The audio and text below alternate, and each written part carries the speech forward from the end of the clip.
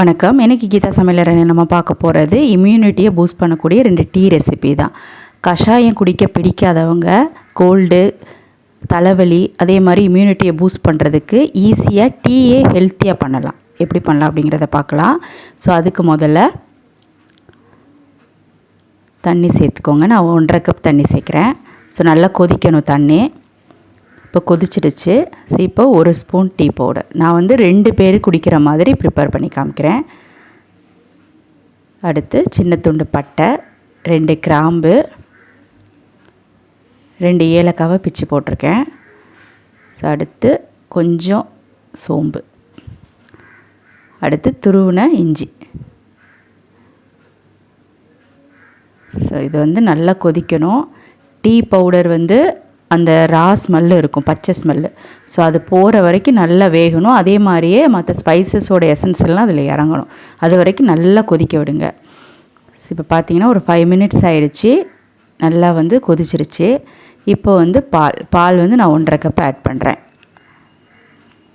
இது ஏற்கனவே காய்ச்சின பால். ஸோ அதனால் ரொம்ப கொதிக்கணும்னு அவசியம் கிடையாது. ஸோ நல்லா கிளறி விட்டுருங்க.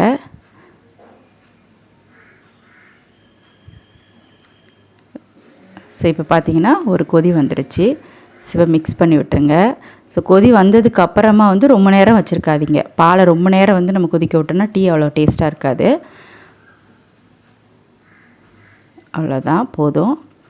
மிக்ஸ் பண்ணி விட்டுட்டு நான் இன்றைக்கி டேஸ்ட்டுக்காக ப்ரௌன் சுகர் ஆட் பண்ணுறேன். நீங்கள் கருப்பட்டி சேர்த்துக்கலாம், அப்படி இல்லைனா வெல்லம் கூட சேர்த்துக்கலாம். இல்லை தேன் ஊற்றி சாப்பிட சில பேர் விருப்பப்படுவாங்க, தேன் ஊற்றி கூட சாப்பிட்டுக்கலாம். நான் இன்றைக்கி நாட்டு சக்கரை தான் சேர்க்குறேன். சுகர் வேணுன்னா கூட நீங்கள் சேர்த்துக்கலாம். ஸோ அவ்வளோதான், நல்லா மிக்ஸ் பண்ணி விட்டுருங்க. அது கரையிற அளவுக்கு வச்சா போதும். அதுக்கப்புறம் ஸ்டவ் ஆஃப் பண்ணிவிட்டு ஃபில்ட்ரு பண்ணிடுங்க. ஸோ அவ்வளோதான், ஒரு ஈஸியான டீ ரெசிபி, ஹெல்த்தியானதும் கூட. கண்டிப்பாக ட்ரை பண்ணுங்கள். ஸோ அடுத்ததாக செகண்ட் என்ன அப்படிங்கிறத பார்க்கலாம். இதுக்கும் 1.5 கப் தண்ணி ஊற்றி நல்லா கொதிக்க வச்சுருங்க. ஸோ ஃபஸ்ட்டே நம்ம தண்ணி ஊற்றுறதுனால அடி பிடிக்காது. ஈஸியாக அந்த வெசலை வாஷ் பண்ணிடலாம் நம்ம. இப்போ கொதிச்சிடுச்சு. அடுத்து 1 ஸ்பூன், இதுவுமே 2 பேர் குடிக்கிற மாதிரி தான் நான் ப்ரிப்பேர் பண்ண போகிறேன். அடுத்ததாக 2 கற்பூரவள்ளி இலை. ஸோ ஒருத்தருக்கு 1 இலை அப்படிங்கிற கணக்கில் நான் போட்டிருக்கேன். அடுத்து புதினா இலை கொஞ்சம் சேர்க்குறேன் நான். உங்களுக்கு புதினா வாசம் ரொம்ப பிடிக்குன்னா நீங்கள் ஜாஸ்தியாகவே கூட சேர்த்துக்கலாம். கடைசியாக துளசி. ஸோ இது அளவெல்லாம் உங்களுக்கு பிடிச்ச மாதிரி சேர்த்துக்கோங்க. கற்பூரவள்ளி மட்டும் கொஞ்சம் கம்மியாக சேருங்க, அது ரொம்ப ஹீட்டு. ஸோ சம்மரில் ரொம்ப குடிக்கிறப்போ அது ஹீட்டை ரொம்ப ஜாஸ்தியாக்கும். ஸோ அதனால் அது மட்டும் கொஞ்சம் பார்த்து சேருங்க. மற்றதெல்லாம் உங்கள் இஷ்டப்படி தான்.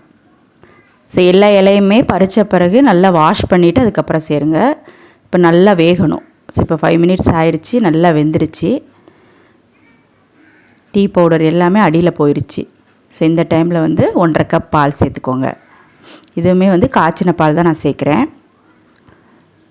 ஸோ பால் ஊற்றினதுக்கப்புறம் லைட்டாக கொதிச்சா போதும். இப்போ கொதிச்சிருச்சு. ஸோ டேஸ்ட்டுக்காக ப்ரௌன் சுகர் சேர்த்துக்கலாம். உங்களுக்கு சுகர் போட்டு சாப்பிட்றது தான் பிடிக்கும் அப்படின்னா சுகர் நீங்கள் போட்டுக்கோங்க. சொல்லதான், நல்லா மிக்ஸ் பண்ணி விட்டுருங்க. ஸ்டவ் ஆஃப் பண்ணிட்டு ஃபில்டர் பண்ணிடுங்க. ஸோ இந்த காலகட்டத்தில் இந்த மாதிரி டீ டெய்லி நம்ம குடித்தா கூட சாதாரணமான காய்ச்சல் வர்றதை நம்ம அவாய்ட் பண்ணலாம். ஸோ கண்டிப்பாக ட்ரை பண்ணி பாருங்கள். ட்ரை பண்ணி பார்த்துட்டு எப்படி வந்ததுங்கிறத என்னோட ஷேர் பண்ணிக்கோங்க. மறக்காமல் நம்ம சேனலை சப்ஸ்கிரைப் பண்ணி பக்கத்தில் இருக்க பெல் ஐக்கானை ப்ரெஸ் பண்ணுங்கள். அப்போ தான் நான் போடுற வீடியோலாம் உங்களுக்கு நோட்டிஃபிகேஷனாக வரும். தேங்க்யூ.